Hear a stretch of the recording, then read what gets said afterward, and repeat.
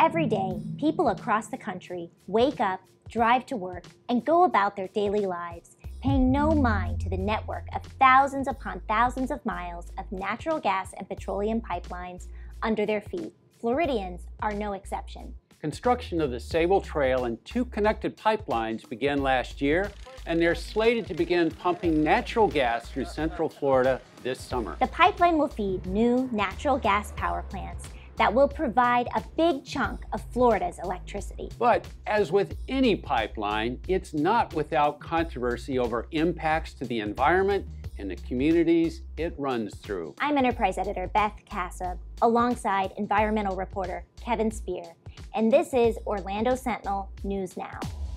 The headline-grabbing, long-distance crude oil, XL, and Dakota Access pipelines are probably better known. President Trump recently green-lighted the XL pipeline, and protesters have fiercely battled both. But Florida has its own pipeline to contend with. The Sabal Trail pipeline is being built from Alabama to Orlando to transport natural gas. That's the stuff that creates the blue flame of kitchen stoves. A second project called the Southeast Connector will run from Central Florida south to Martin County. The fuel is also what power plants burn to make most of Florida's electricity. Electric utilities tout natural gas as cleaner than coal, less costly than nuclear power, and abundant in the U.S. Many environmentalists once favored natural gas, but now criticize it for a host of reasons. I mean, the industry accepts that pipelines, they leak, they explode. There's 2.5 million miles of pipeline already in this country, and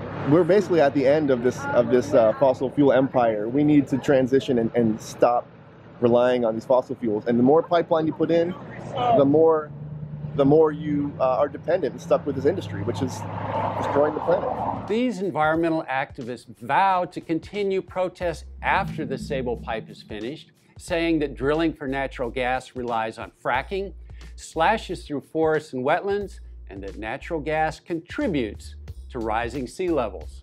Those concerns will continue to be debated, but so will pipeline safety. Buried underground, often along big highways such as Interstate 4 and the Florida Turnpike, but also beneath neighborhoods, are thousands of miles of pipes in Florida that carry natural gas, jet fuel, or other products. We'd hardly know they're even there until something goes wrong.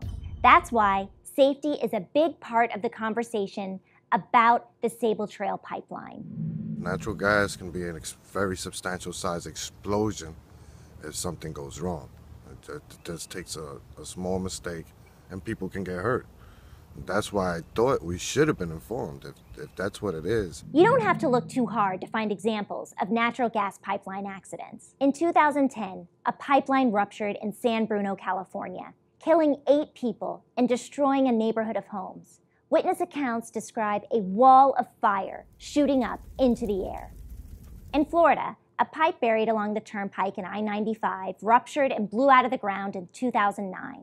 This one didn't catch fire and no one was killed, but 3 people were injured. The utility companies funding Sabal Trail are Duke Energy, Spectra Energy, and Florida Power & Light's parent company, NextEra Energy.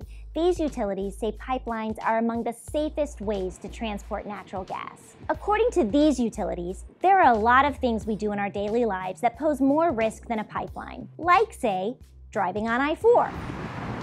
But pipeline accidents can and do happen. Sabal Trail is taking precautions.